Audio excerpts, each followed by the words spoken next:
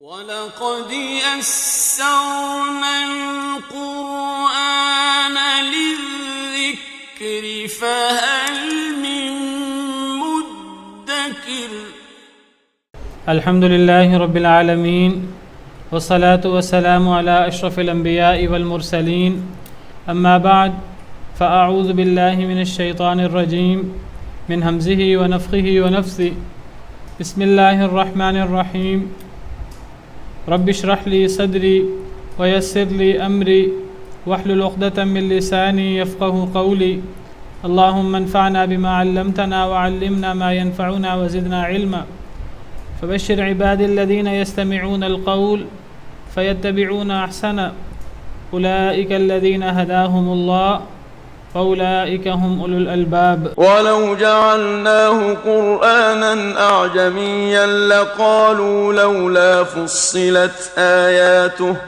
أعجمي وعربي قل هو للذين آمنوا هدى وشفاء والذين لا يؤمنون في آذانهم وقر وهو عليهم عمى أولئك ينادون من مكان بعيد ولقد آتينا موسى الكتاب فاختلف فيه ولولا كلمة سبقت من ربك لقضي بينهم وإنهم لفي شك منه مريب من عمل صالحا فلنفسه ومن أساء فعليها وما ربك بظلام للعبيد إليه يرد علم الساعة وما تخرج من ثمرات من أكمامها وما تحمل من أنثى ولا تضع إلا بعلمه ويوم يناديهم أين شركائي قالوا آذناك ما منا من شهيد. أعوذ بالله من الشيطان الرجيم بسم الله الرحمن الرحيم ولو جعلناه قرآنا أعجميا لقالوا لولا فصلت آياته. اور اگر ہم بنا دیتے اس کو قرآن عجمی لقالوا البتہ وہ کہتے لولا فصلت آیات کیوں نہیں کھول کھول کر واضح کی گئیں اس کی آیتیں. اللہ تعالیٰ فرماتے ہیں کہ یہ قرآن کریم نبی کریم صلی اللہ علیہ وسلم پر نازل ہوا ہے اور اس کے اولین مخاطب قریش مکہ ہیں جو عرب تھے، تو قرآن کریم عربی زبان میں نازل ہوا ہے. اور اللہ تعالیٰ نے یہ بات قرآن کریم میں کئی مقامات پر احسان جتلاتے ہوئے بیان فرمائی ہے. انا انزلناہ قرآنا عربیا لعلکم تعقلون کہ بے شک ہم نے اس قرآن کو عربی قرآن کے طور پر نازل فرمایا ہے تاکہ تم عقل کرو. اسی صورت کے شروع میں ہم نے پڑھا ہے سورہ فصلت، اس کے شروع میں کہ کتاب فصلت آیاتہ قرآنا عربیا لقوم یعلمون. اسی صورت کی آیت نمبر 3 ہے کہ اس کتاب کی آیتیں بڑی واضح کر کے بیان کی گئی ہیں اور یہ عربی قرآن ہے. عربی میں قرآن نازل ہوا ہے اس قوم کے لیے جو جانتی ہے، اس قوم کے لیے جو عربی زبان کو جانتی ہے. تو چونکہ نبی کریم صلی اللہ علیہ وسلم عرب تھے اور آپ کی قوم قریش جو اس قرآن کریم کے اولین مخاطب تھے وہ بھی عرب تھے، تو حکمت کا تقاضا بھی یہی تھا کہ قرآن کریم عربی زبان میں نازل ہو. تو قرآن کریم کو فصیح عربی زبان میں نازل کیا گیا اور قرآن کریم فصاحت و بلاغت میں اور اپنا معنی واضح کرنے میں اپنی مثال آپ ہے. اس کی آیتیں بڑی ہی مضبوط اور بڑی ہی محکم اور بڑی واضح ہیں. سورہ ہود کے شروع میں اللہ رب العالمین فرماتے ہیں الف لام را کتاب احکمت آیاتہ ثم فصلت من لدن حکیم خبیر کہ یہ ایسی کتاب ہے جس کی آیتیں بڑی محکم ہیں، بڑی اس کی آیتیں مضبوط کر دی گئی ہیں کتاب احکمت آیاتہ ثم فصلت من لدن حکیم خبیر، پھر ان آیتوں کی تفصیل بیان کر دی گئی ہے من لدن حکیم خبیر، اس ذات کی طرف سے جو حکیم بھی ہے، حکمت والی بھی ہے اور خبیر بھی ہے۔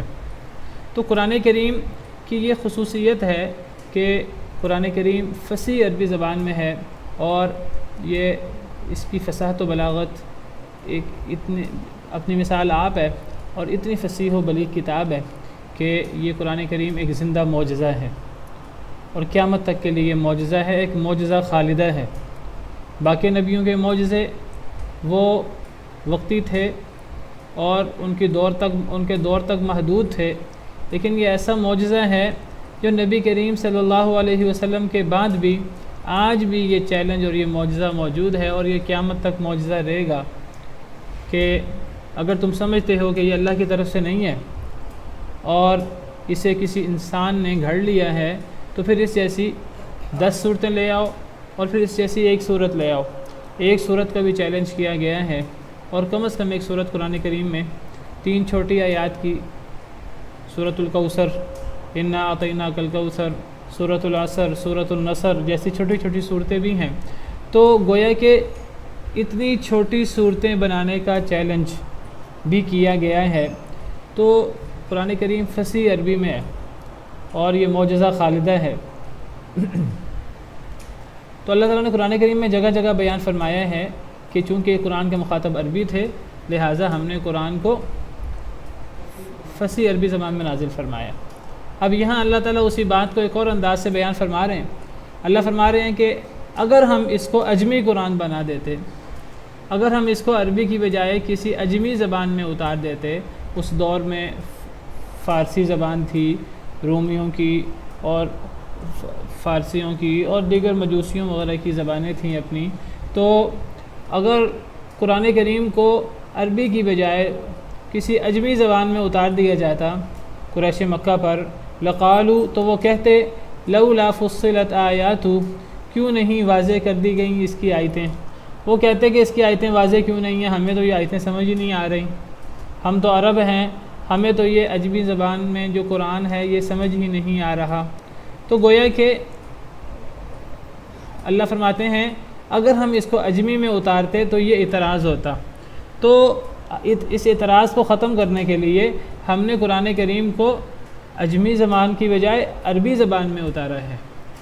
تو عجمی زبان میں ہونے کی وجہ سے اعتراض ہوتا، عربی زبان میں ہونے کی وجہ سے اعتراض نہیں ہونا چاہیے، لیکن کچھ لوگ ابھی بھی ایسے بد نصیب ہیں کہ وہ اتنے فصیح و بلیغ، اتنے واضح عربی قرآن ہونے کے باوجود بھی انکار کر رہے ہیں۔ اب تو قرآن کریم کو عربی زبان میں ہونے کے بعد اور اتنا فصیح و بلیغ اور واضح ہونے کے بعد کسی کو اس کو انکار نہیں کرنا چاہیے تھا، فوراً اس کو اللہ کا کلام سمجھ کر، اللہ کی وحی سمجھ کر اس کو قبول کر لینا چاہیے تھا، اور اس کے انکار کے لیے کوئی عناد اور کسی تعصب اور کسی انکار کا مظاہرہ نہیں کرنا چاہیے تھا۔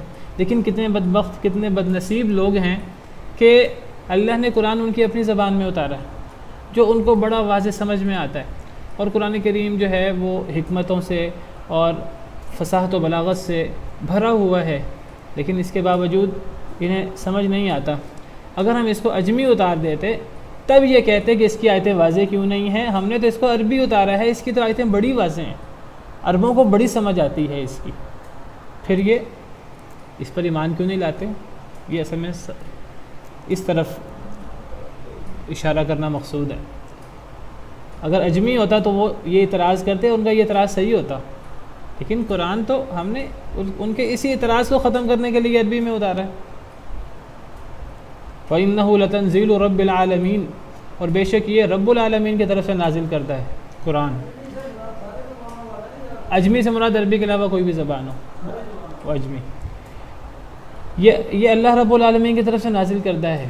نزل بہ الروح الامین، اسے روح الامین لے کر اترے ہیں، سورہ شعراء کی آیتیں ہیں۔ علی قلبک، آپ کے قلب اطہر پر، لتکون من المنذرین، تاکہ آپ ڈرانے والے بن جائیں، بلسان عربی مبین، عربی واضح عربی زبان میں، چونکہ مخاطب عربی ہیں، چونکہ نبی عربی ہے تو قرآن بھی عربی ہونا چاہیے تھا۔ اللہ تعالیٰ نے تو مانوسیت کا بہت زیادہ دھیان رکھا ہے، اب تو ان کو سمجھنے میں کسی قسم کی کوئی الجھن نہیں ہونی چاہیے۔ ہر چیز دیکھیے، اگر ہم نے قرآن کریم کو پڑھنا ہو، سمجھنا ہو، ہم چونکہ مسلمان ہیں اور مسلمانوں کے لیے عربی زبان کی اہمیت واضح ہے، تو شروع میں قرآن ناظرہ پڑھ لیتے ہیں، ترجمہ پڑھ لیتے ہیں کچھ لوگ، لیکن اس کے باوجود ہمیں قرآن کریم کو پڑھنا مشکل ہوتا ہے دوسری زبان میں ہونے کی وجہ سے۔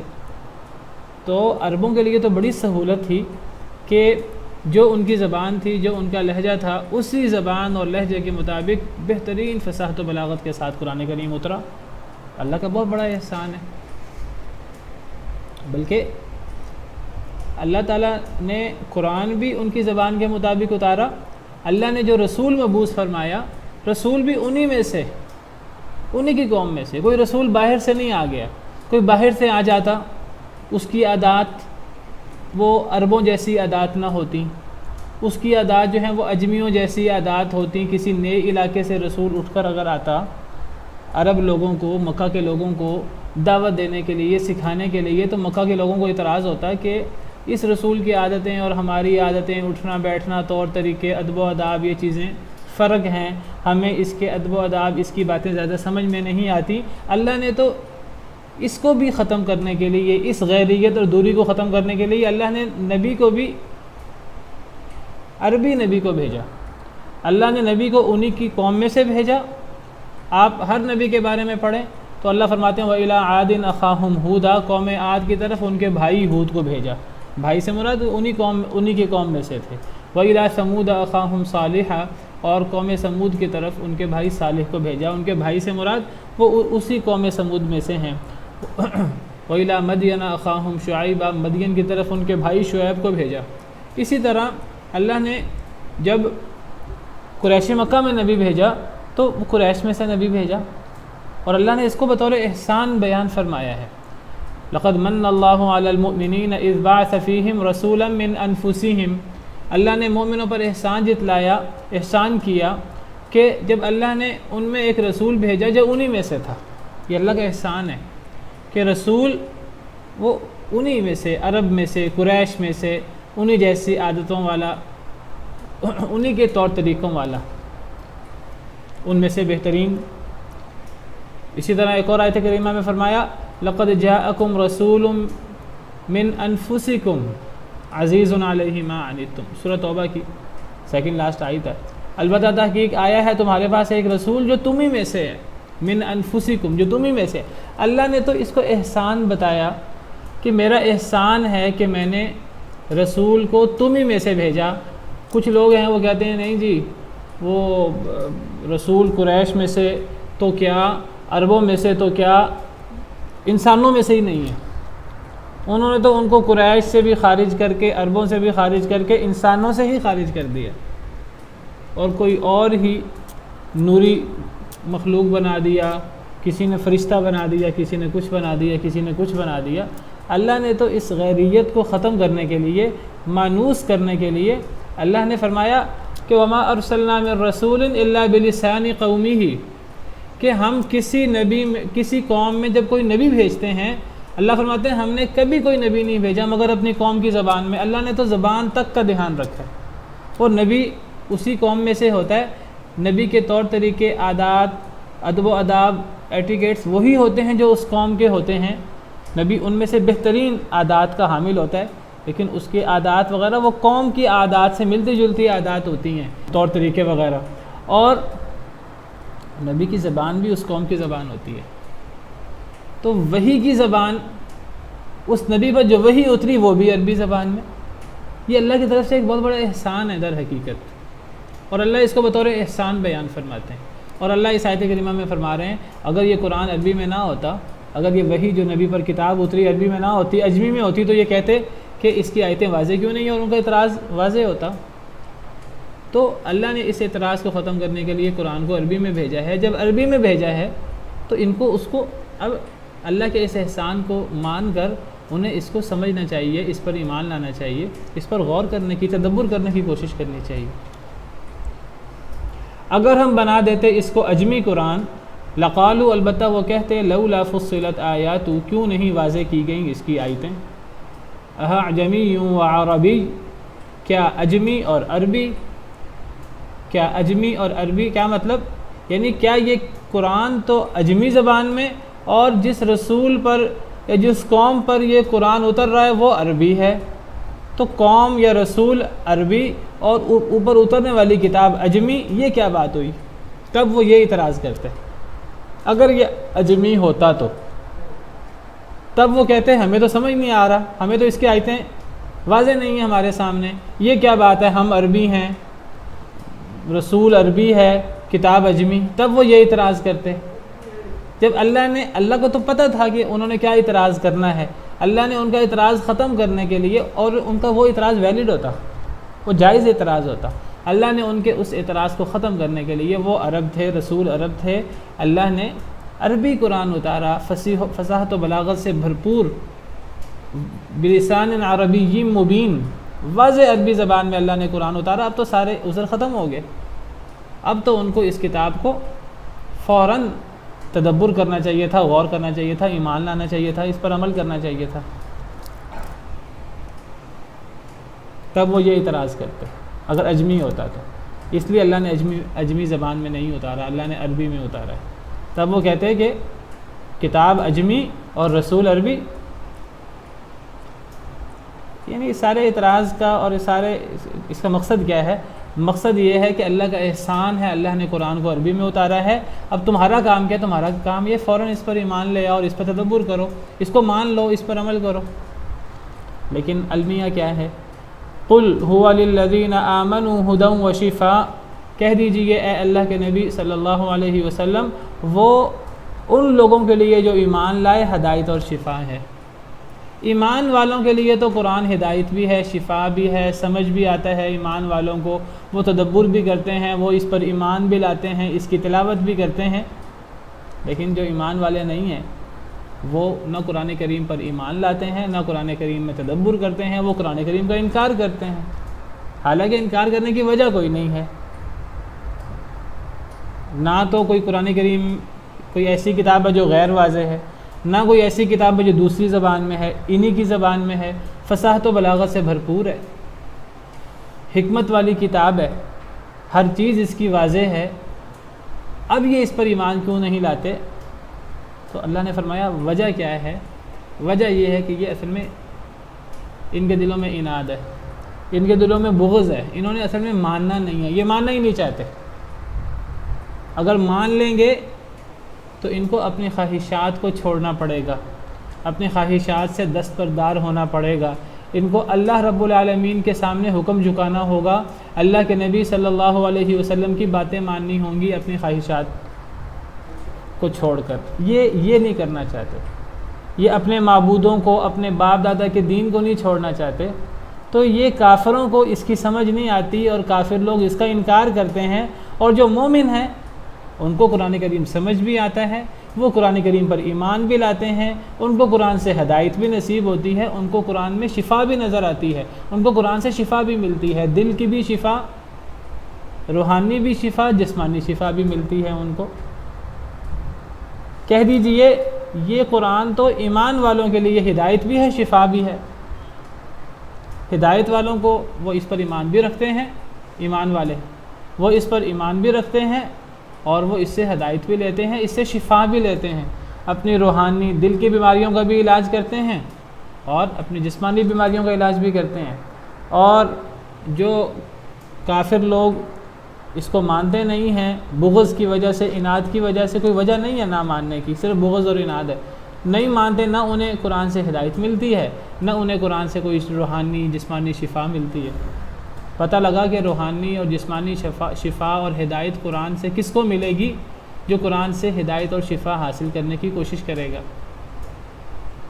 جو قرآن کریم کے ساتھ اناد اور ضد کا رویہ نہیں رکھے گا۔ جو ضد کا رویہ رکھے گا، میں نے نہیں ماننا، میں نے اس میں اعتراضات کرنے ہیں، میں نے اس میں عیب تلاش کرنے ہیں، ایسے بندے کو قرآن سے نہ کوئی ہدایت ملے گی، نہ ایسے بندے کو قرآن سے کوئی شفا ملے گی، بلکہ قرآن اس کو گمراہ ہی کرے گا۔ یضل بہ کثیرا ویہدی بہ کثیرا، اللہ تعالیٰ اس کے ذریعے بہت سے لوگوں کو گمراہ کر دیتے ہیں، بہت سے لوگوں کو ہدایت دے دیتے ہیں قرآن کے ذریعے۔ تو کس کو ہدایت ملتی ہے؟ ایمان والوں کو۔ اسی لیے فرمایا سورہ بقرہ میں الف لام میم ذالک الکتاب لا ریب فیہ ھدی للمتقین، اس کتاب میں کوئی شک نہیں ہے لیکن یہ متقین کے لیے ہدایت ہے۔ یہ ایک نتیجہ ہے۔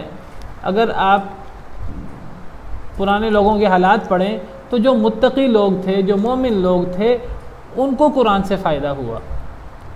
اصلاً تو قرآن پوری دنیا کے لیے ہدایت تھا۔ شہر رمضان الذی انزل فیہ القرآن ھدی للناس، کہ رمضان کے مہینے میں قرآن نازل ہوا جو سب لوگوں کے لیے ہدایت تھا۔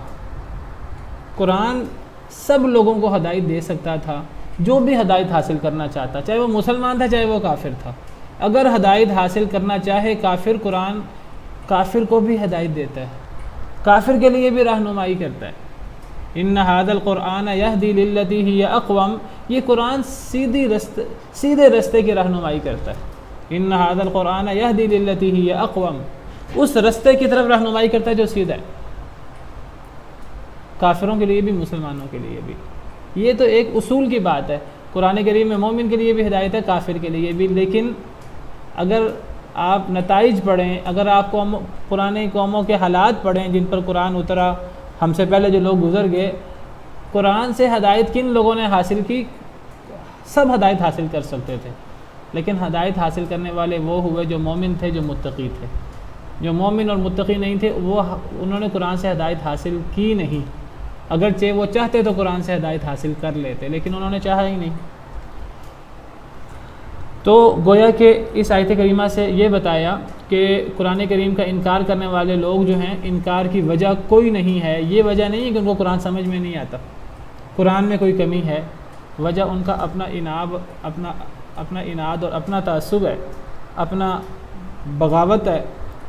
ورنہ جو ایمان لانے والا ہے، جو قرآن کریم سے ہدایت حاصل کرنے کی کوشش کرنے والا ہے، ایسے بندے کو قرآن سے ہدایت بھی ملتی ہے، شفا بھی ملتی ہے۔ یہاں شفا کا لفظ عام استعمال ہوا ہے۔ یہاں شفا کے ساتھ کوئی شفاء لما فی الصدور یا کوئی سینے کی، دل کی شفا کی بات نہیں ہے، یہاں عمومی شفا کی بات ہے۔ تو یاد رکھیے قرآن میں ہدایت بھی ہے ہر قسم کی، اور قرآن میں ہر قسم کی شفا بھی ہے۔ قرآن میں قل ہوا سے اشارہ قرآن کی طرف ہے، اور اس ہوا سے قرآن کریم کی کسی ایک آیت کی طرف یا کسی ایک سورت کی طرف اشارہ نہیں ہے۔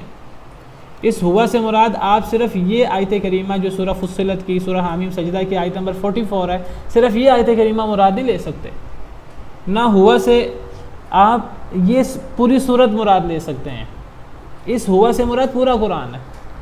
کہہ دیجئے یہ قرآن ایمان والوں کے لیے ہدایت بھی ہے اور شفا بھی ہے۔ پورے قرآن میں ہدایت بھی ہے اور شفا بھی ہے۔ قرآن کریم کی بعض آیتوں کو ہدایت کے لیے، شفا کے لیے خاص کر لینا، اور بعض آیتوں کو چھوڑ دینا اور کہنا کہ اگر یہ آیتیں پڑھو گے تو شفا ہوگی، اس آیت کا ورد کرتے رہو، یہ آیت اتنی دفعہ پڑھو، اتنی دفعہ پڑھو تو شفا ملے گی، اس کے لیے الگ سے دلیل چاہیے۔ اگر الگ سے کوئی دلیل نہ ہو تو کوئی دوسرے کو کہ آپ فلاں آیت کو، فلاں صورت کو 50 دفعہ پڑھیں، 51 دفعہ پڑھیں، 39 دفعہ پڑھیں، 11 مرتبہ پڑھیں، 7 دفعہ پڑھیں تو یہ شفا ہوگی، کینسر سے شفا ہوگی، ایڈز سے شفا ہوگی، تو یہ بعض صورتوں کو، بعض آیتوں کو خاص کر لینا اور ان کی تعداد خاص کر لینا یہ صحیح نہیں ہے۔ اس تعداد کو یا کسی قرآن کریم کے مخصوص حصے کو خاص کرنے کے لیے الگ سے دلیل چاہیے، صحیح نہیں ہوگا وہ۔ یہ کوئی حصہ مخصوص کر لینا اپنی طرف سے اور کوئی تعداد مخصوص کر لینا اس کی۔ ہاں قرآن کریم کی کسی بھی صورت سے، کسی بھی آیت سے انشاءاللہ انسان عقیدہ رکھ کے پڑھے گا تو شفا ملے گی۔ اس سے یہ پتہ لگا کہ جو قرآن پر ایمان رکھتا ہے وہ سمجھتا ہے کہ قرآن مجھے ہدایت بھی دے گا، قرآن میں شفا بھی ہے۔ جس کو اس بات پر یقین ہے اسے شفا بھی ملتی ہے قرآن سے، اور جسے اس بات پر یقین نہ ہو تو اس کو قرآن سے شفا بھی نہیں ملتی۔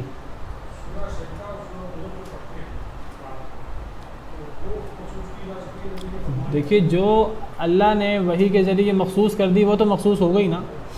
سورہ اخلاص کی فضیلت ہے حدیث میں کہ وہ 1/3 قرآن کے برابر ہے۔ سورہ اخلاص، سورہ ملک کی فضیلت ہے، سورہ سجدہ کی فضیلت ہے، سورہ کہف کی فضیلت ہے کہ جمعہ کے دن اس کو پڑھا جائے۔ تو جو چیزیں وہ نبی کریم صلی اللہ علیہ وسلم نے بیان فرما دی اللہ کی طرف سے، آپ کوئی بات اپنی طرف سے نہیں کہتے تھے، آپ نے اللہ کی طرف سے بیان فرمائی وہ تو طے ہو گئی نا اللہ کی طرف سے. اب جو چیزیں نبی صلی اللہ علیہ وسلم نے بیان نہیں فرمائی، کن بعض صورتوں کی خصوصیت بیان نہیں فرمائی، بعض آیتوں کی خصوصیت بیان نہیں فرمائی، ہم ان آیتوں کو خاص کر لیں اور ان آیتوں کی تعداد مقرر کر لیں کہ جی یہ آیت اتنی دفعہ پڑھیں گے تو شفا ملے گی، اور فلاں بیماری سے جو ہے وہ شوگر سے، کینسر سے، فلاں بیماری سے شفا ملے گی، یہ آیت اتنی دفعہ پڑھی جائے. تو یہ مخصوص کرنے کی بجائے پورے قرآن کریم میں شفا ہے، پورے قرآن کریم میں ہدایت ہے، پورے قرآن کریم میں شفا ہے. اور یہ شفا روحانی بھی ہے، دل کی بھی ہے اور جسمانی بھی ہے. قرآن کریم کی بعض آیات میں ہے یا ایھا الناس قد جاءتکم موعظۃ من ربکم وشفاء لما فی الصدور، اے لوگوں تمہارے پاس اللہ کی طرف سے نصیحت آئی ہے اور دلوں کی شفا آئی ہے.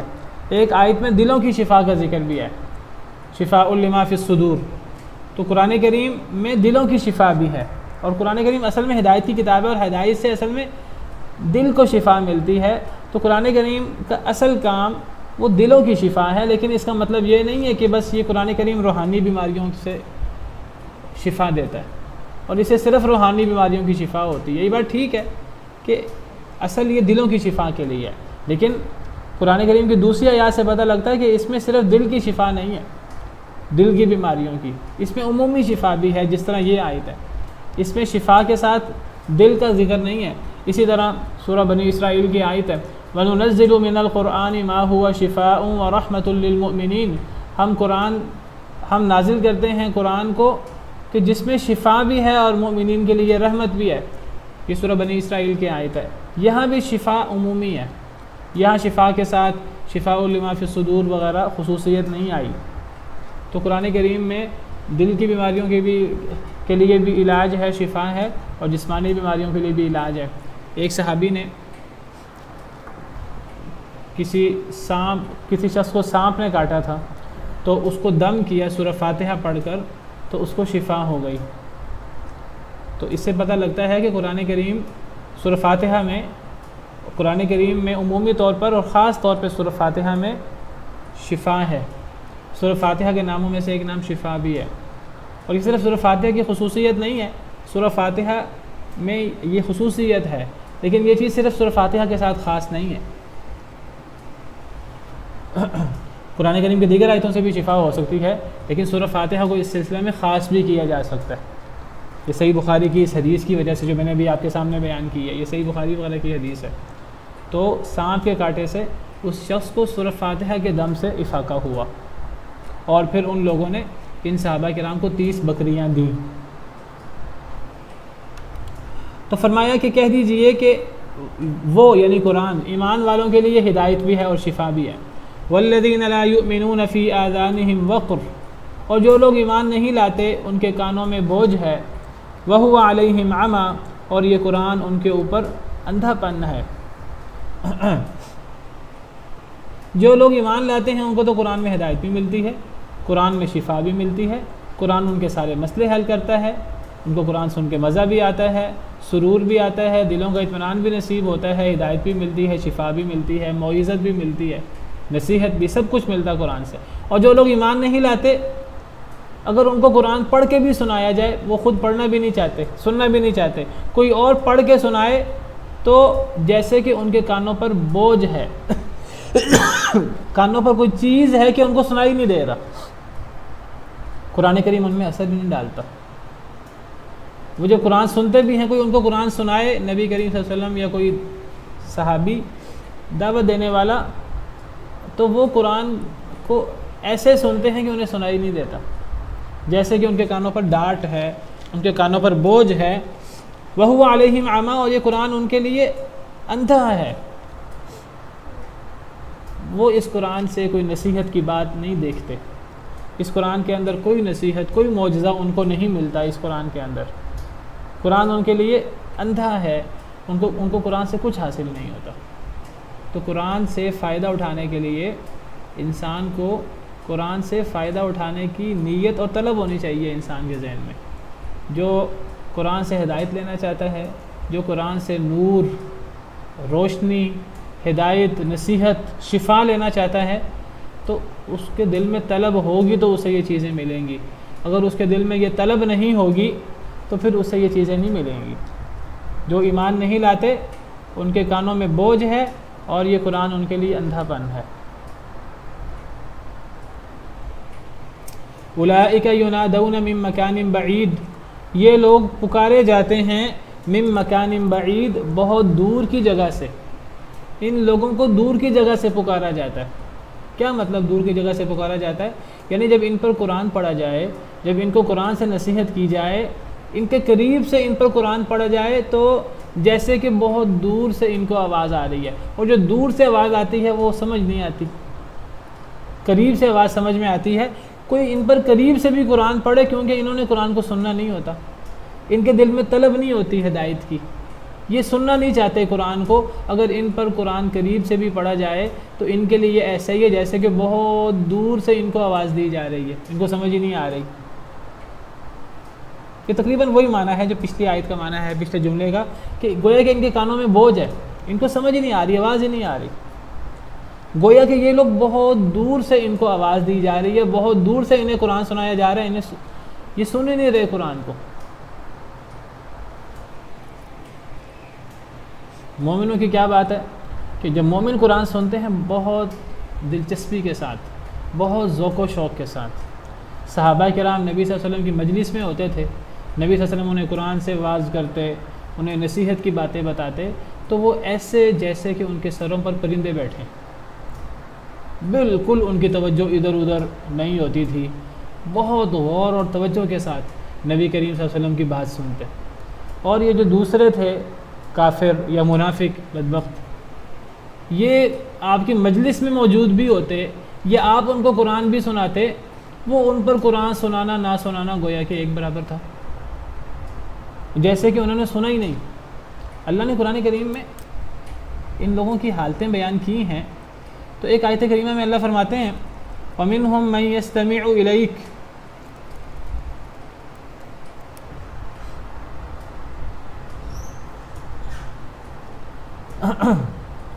سورہ محمد آیت نمبر 16 ہے کہ ان لوگوں میں وہ بھی ہیں جو آپ کی بات بڑی غور سے سن رہے ہیں۔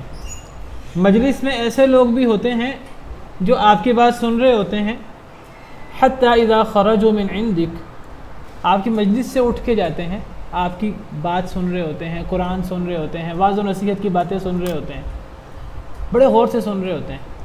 جب وہ آپ کے پاس سے اٹھ کر جاتے ہیں، قالوا للذین اوتوا العلم ماذا قال آنفا، تو وہ کہتے ہیں اہل علم کے لیے، وہ جو اہل علم صحابہ تھے ان سے بات کرتے ہوئے جب اٹھتے ہیں تو کہتے ہیں ماذا قال آنفا، ابھی نبی صلی اللہ علیہ وسلم نے کیا فرمایا تھا۔ یعنی جو کچھ مجلس میں بات ہوئی ہوتی ہے وہ انہوں نے سنی نہیں ہوتی، حالانکہ جب وہ سامنے بیٹھے ہوتے ہیں مجلس میں لگ رہا ہوتا ہے بڑے غور سے سن رہے ہیں، لیکن جب وہ اٹھتے ہیں تو اہل علم سے پوچھتے ہیں کہ کیا کہا تھا۔ اللہ کیا فرماتے ہیں اولئک الذین طبع اللہ علی قلوبہم، یہ جو نبی کی مجلس میں بیٹھ کر نبی قرآن سنا رہے ہیں اور یہ سن ہی نہیں رہے، اللہ فرماتے ہیں اللہ نے ان کے دلوں پر مہر لگا دی ہے۔ واتبعوا اہواءہم، یہ اپنی خواہش کی پیروی کرنے والے لوگ ہیں۔ ہدایت کی نہیں ملتی ہے، والذین اہتدوا زادہم ھدی، جو ہدایت یافتہ ہوئے اللہ ان کی ہدایت کو بڑھاتے ہیں۔ جو ہدایت والا شخص ہے، ہدایت یافتہ شخص ہے، اسے قرآن سے مزید ہدایت ملتی ہے۔ جو ہدایت یافتہ شخص نہیں ہے، جس کو قرآن میں کوئی دلچسپی نہیں ہے، وہ قرآن سن بھی لے، اس کو قرآن گویا کہ بہت دور سے آواز آ رہی ہے، اس کو سمجھ ہی نہیں آ رہی، وہ قرآن کو سن ہی نہیں رہا۔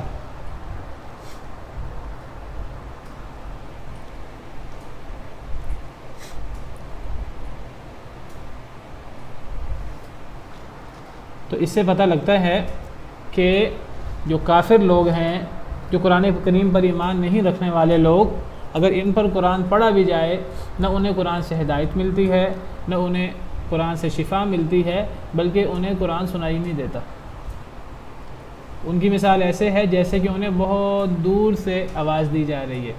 ان کی مثال بالکل ایسے ہے جیسے دوسرے پارے میں اللہ رب العالمین نے ذکر کیا ہے، سورہ بقرہ آیت نمبر 171، وَمَثَلُ الَّذِينَ كَفَرُوا كَمَثَلِ الَّذِي يَنْعِقُ بِمَا لَا يَسْمَعُ إِلَّا دُعَاءً وَنِدَاءً۔ ان کافروں کی مثال کیا ہے؟ ان کافروں کی مثال ایسے ہے جیسے کہ ایک شخص ینعق بما لا یسمع، جو ایک شخص اس کو پکارتا ہے جو نہیں سنتا، الا دعاء و نداء، مگر پکار کو اور آواز کو۔ ان کافروں کی مثال ایسے ہے جیسے کہ ایک چرواہا اپنے جانوروں کو آواز دیتا ہے۔ چرواہا جب اپنے جانوروں کو آواز دیتا ہے تو جانور، اس کی آواز تو جانوروں کے کانوں سے ٹکراتی ہے، جانوروں کو سمجھ نہیں آتی کہ کیا کہہ رہا ہے، کیونکہ جانور ہوتے ہیں، وہ انسانی زبان نہیں سمجھتے۔ جب چرواہا بولتا ہے تو جانور، اگر اس کا رخ دوسری طرف ہو، ممکن ہے چرواہے کے چیخنے پر، چرواہے کی آواز پر وہ چرواہے کی طرف متوجہ بھی ہو جائے، چرواہے کی طرف رخ بھی کر لے، لیکن وہ چرواہے کی بات نہیں سمجھ سکتا۔ اس کو چرواہے کی آواز پکار تو آئے گی، بات سمجھ میں نہیں آئے گی۔ یہی مثال کافروں کی ہے۔ کافر جب سامنے موجود ہوتے ہیں، انہیں قرآن سنایا جائے، انہیں قرآن کی پکار کی آواز تو آتی ہے، انہیں قرآن کی سمجھ نہیں آتی، کیونکہ وہ اس سے ہدایت حاصل کرنا چاہتے ہی نہیں ہیں، شفا حاصل کرنا چاہتے ہی نہیں ہیں۔ تو اس کی ایسی مثال ہے جیسے کہ اولئک ینادون من مکان بعید، جیسے کہ ان لوگوں کو دور سے پکارا جا رہا ہے اور انہیں کوئی سمجھ نہیں آ رہی، حالانکہ قریب موجود ہوتا ہے۔ یہی حال مسلمانوں کو بھی ہوتا ہے۔ بعض مسلمانوں کو قرآن کی آیتیں سنائی جائیں، انہیں سمجھ نہیں آتی، جیسے کہ دور سے کوئی بندہ پڑھ رہا ہے، انہیں آواز ہی نہیں سنائی دیتی، انہیں سمجھ نہیں آتی، انہیں ہدایت ہی نہیں ملتی قرآن سے، اور قرآن سے ہدایت نہیں ملنی تو پھر کس چیز سے ملنی ہے؟ تو جب بھی قرآن پڑھا جائے، قرآن کو بہت غور سے سننا چاہیے۔ مومنوں کا یہ کام ہے کہ مومن قرآن کو غور سے سنتے ہیں۔ مومنوں کے بارے میں اللہ رب العالمین فرماتے ہیں، اللہ رب العالمین کا حکم ہے وَإِذَا قُرِئَ الْقُرْآنُ فَاسْتَمِعُوا لَهُ وَأَنصِتُوا لَعَلَّكُمْ تُرْحَمُونَ، جب قرآن پڑھا جائے تو اس کو غور سے سنو اور خاموش ہو جاؤ تاکہ تم پہ رحم کیا جائے۔ جو خاموش ہوگا، جو غور سے سنے گا، اسی کو سمجھ آئے گی، اسی پر رحم ہوگا، اسی ہدایت ملے گی، اسے شفا ملے گی۔ وَلَقَدْ آتَيْنَا مُوسَى الْكِتَابَ فَاخْتُلِفَ فِيهِ، اور البتہ تحقیق ہم نے دی موسیٰ علیہ السلام کو کتاب، بس اختلاف کیا گیا اس میں۔ اور البتہ تحقیق ہم نے موسیٰ علیہ السلام کو کتاب دی، کون سی کتاب؟ تورات۔ ہم نے موسیٰ علیہ السلام کو کتاب دی تو فاختلف فیہ، اس کتاب میں اختلاف کیا گیا، تورات میں اختلاف کیا گیا۔ کتاب میں اختلاف کا کیا مطلب ہوتا ہے؟ کچھ لوگوں نے مان لیا، کچھ لوگوں نے نہ مانا، کچھ لوگوں نے عمل کر لیا اللہ کے حکم پر، کتاب پر، کچھ لوگوں نے عمل نہیں کیا، کچھ لوگ اس پر ایمان لائے، کچھ لوگ ایمان نہ لائے، اس کو کہتے ہیں اختلاف۔ تو حضرت موسیٰ کی قوم میں سے بعض لوگوں نے مان لیا، ایمان لے آئے تورات پر، عمل شروع کر دیا، بعض ایمان نہ لائے، عمل نہیں کیا۔ نبی کریم صلی اللہ علیہ وسلم کو تسلی دینا مقصود ہے کہ آپ پر قرآن اترا ہے اور اتنی واضح کتاب ہے جو فصیح عربی میں اتری، فصاحت و بلاغت میں اپنی مثال آپ ہے، ہر ایک آیت بڑی واضح ہے۔ یہ کافروں کو سمجھ کیوں نہیں آتی؟ یہ کافر ایمان کیوں نہیں لاتے؟ اللہ فرماتے ہیں کہ اے اللہ کے نبی صلی اللہ علیہ وسلم آپ صبر کیجئے۔ پچھلے نبیوں پر بھی کتابیں اتریں، ان کتابوں میں بھی اختلاف ہوا۔ حضرت موسیٰ علیہ السلام کو بھی ہم نے کتاب دی تھی تورات۔ تورات بہت عظیم کتاب ہے، اللہ کی کتابوں میں سے قرآن کے بعد تورات کی بہت زیادہ اہمیت ہے۔ اگر آپ قرآن کریم کا مطالعہ کریں، قرآن کریم میں جب تورات کی بات ہوتی ہے بڑے خاص انداز سے ہوتی ہے، بڑی خاص اہمیت کے ساتھ ہوتی ہے۔ بلکہ قرآن کریم کی کئی آیات میں اللہ نے قرآن اور تورات کا اکٹھا ذکر کیا ہے، ایک جیسے انداز میں ذکر کیا، جس سے پتہ لگتا ہے کہ پرانی کتابوں میں تورات کی بڑی بہت زیادہ اہمیت ہے۔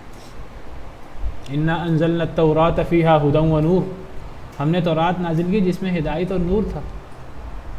ایک اور آیت کریمہ میں فرماتے ہیں اللہ تعالیٰ وَلَقَدْ آتَيْنَا مُوسَى وَهَارُونَ الْفُرْقَانَ وَضِيَاءً وَذِكْرًا لِلْمُتَّقِينَ، ہم نے موسیٰ اور ہارون علیہ السلام کو فرقان دیا اور روشنی دی اور متقین کے لیے ذکر عطا کیا، نصیحت عطا کی۔ تورات کے لیے یہ آیات ہیں۔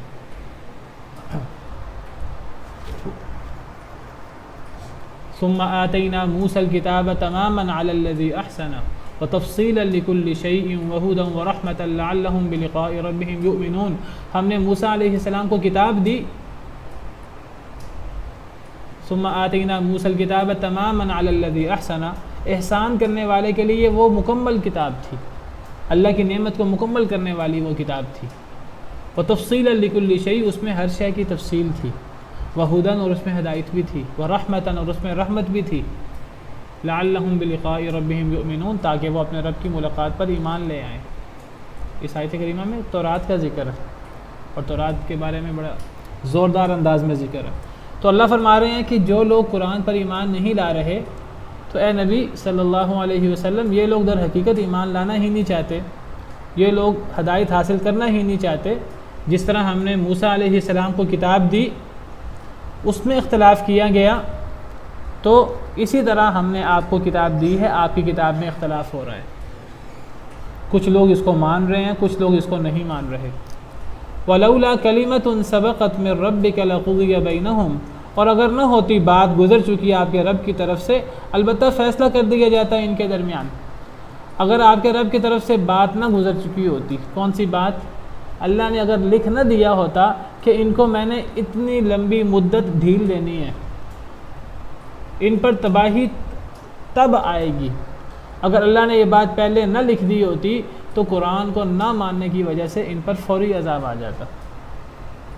اللہ نے کفار مکہ کے لیے، قریش کے لیے لکھ دیا تھا، ان کے بڑے بڑے سرداروں کے لیے، کہ وہ جنگ بدر کے اندر ان پر اللہ کا عذاب آئے گا۔ کچھ لوگوں کے لیے جنگ بدر میں طے تھا کہ جنگ بدر میں وہ جہنم واصل ہوں گے، کچھ لوگوں کے بارے میں پہلے، کچھ لوگوں کے بارے میں بعد میں۔ جنگ بدر کے بعد بھی کچھ لوگوں کو جو ہے وہ ڈھیل ملی۔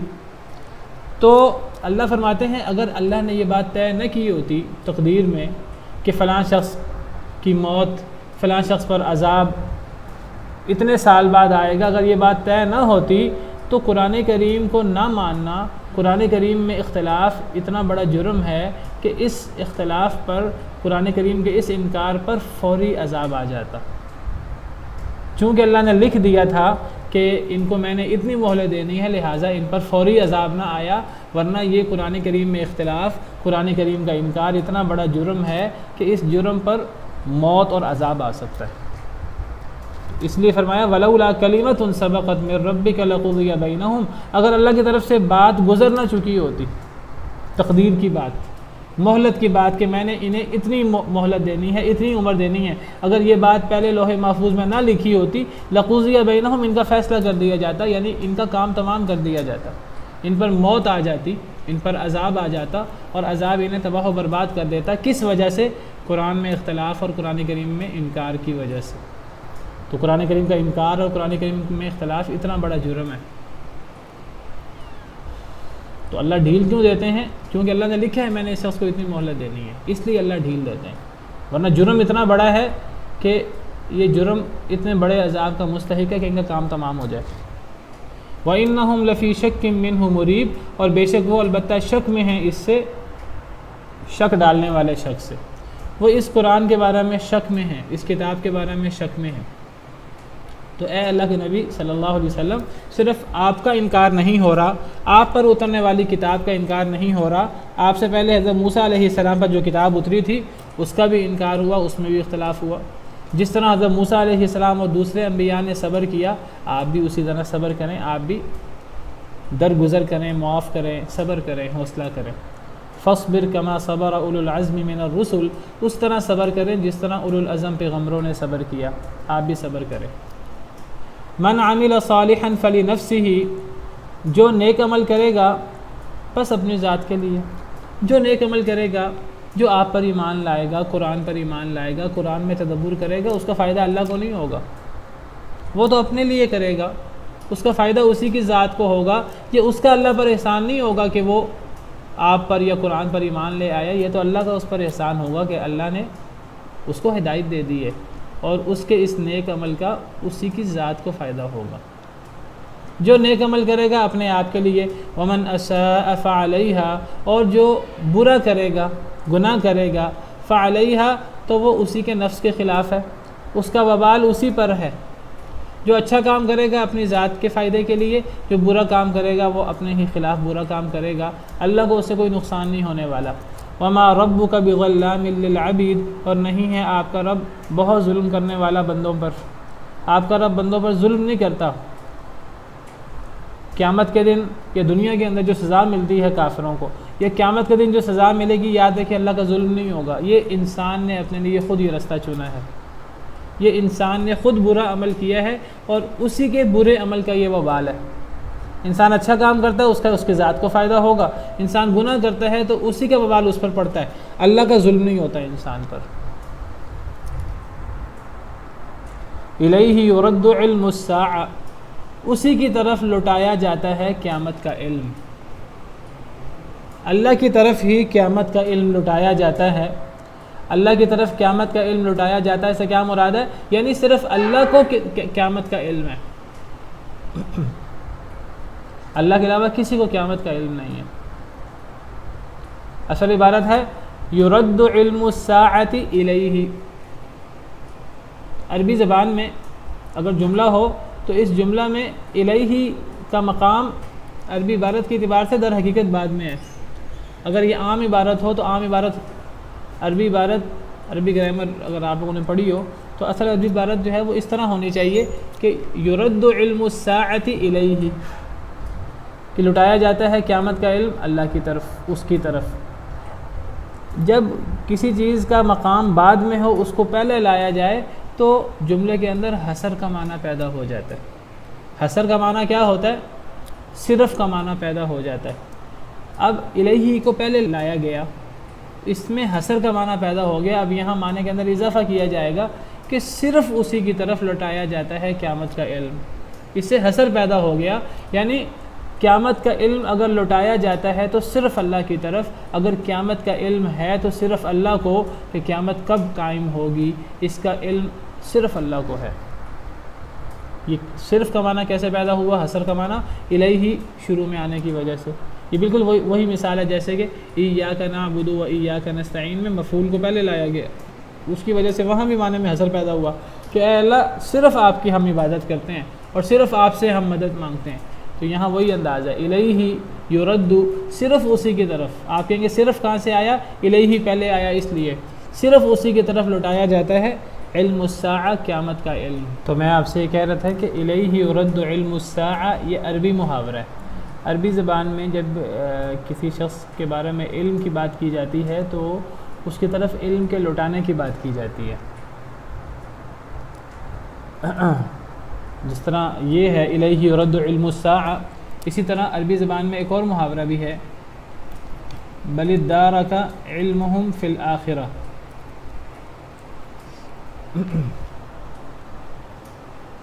بل ادارک علمہم، بلکہ ختم ہو گیا ان کا علم آخرت کے بارے میں۔ اب یہ بھی عربی محاورہ ہے۔ اب آپ کہیں گے کہ یہ اردو میں تو یہ نہیں چلتا، یہ آپ اعتراض یا یہ بات تب کر سکتے ہیں کہ ہمیں سمجھ نہیں آ رہی جب یہ آپ اردو زبان کے بارے میں بات کر رہے ہیں۔ یہ عربی محاورہ ہے، قرآن عربی زبان میں ہے تو اس میں عربی محاورے چلتے ہیں۔ ہم تو اس کا ترجمہ جب پڑھتے ہیں تو ترجمے میں اس قسم کی کوئی چیز آ جاتی ہے کہ جی ہمارے ہاں تو اردو زبان میں یہ محاورہ اور یہ انداز نہیں چلتا، تو یہ تو ہم کسی اردو عبارت کے بارے میں بات کریں تو سمجھ آتی ہے۔ ہم تو اردو کے بارے میں بات کر سکتے ہیں، عربی کے بارے میں تو ہم نہیں بات کر سکتے۔ تو عربی زبان میں کسی کو کسی بات کا علم ہو تو اس میں رد کا لفظ لایا جاتا ہے۔ تو قرآن کریم کی اور آیتیں بھی ہیں جن میں رد کا لفظ نہیں بھی ہے۔ اب مثال کے طور پر قرآن کریم میں ہے کہ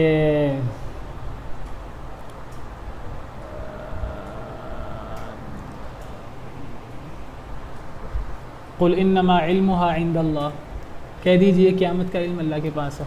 اب یہ بھی قرآن کی آیت ہے، اب اس میں رد کا لفظ نہیں ہے۔ تو مختلف محاورے چلتے ہیں عربی زبان میں۔ اسی طرح قرآن کی ایک آیت ہے یسألونک عن الساعۃ ایان مرساہا، وہ آپ سے سوال کرتے ہیں کہ قیامت کب قائم ہوگی۔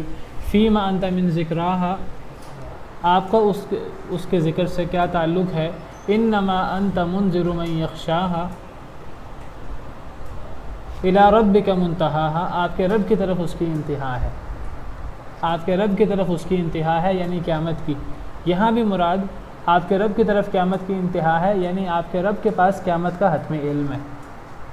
یہ عربی محاورے ہیں، کہیں کوئی انداز ہے کہیں کوئی انداز ہے۔ الیہ یرد علم الساعہ، اسی کی طرف لوٹایا جاتا ہے قیامت کا علم۔ اس آیت کریمہ سے یہ پتہ لگا کہ قیامت کا علم صرف اللہ کو ہے، اللہ کے علاوہ کسی کو نہیں ہے، اور قرآن کریم کی بہت ساری آیات سے اور احادیث مبارکہ سے یہ بات ثابت ہوتی ہے کہ قیامت کا علم اللہ کے علاوہ کسی کو نہیں ہے۔ اب ایک اور آیت کریمہ قرآن کی، ان اللہ عندہ علم الساعہ، سورہ لقمان کی آخری آیت، بے شک اللہ انہی کے پاس قیامت کا علم ہے۔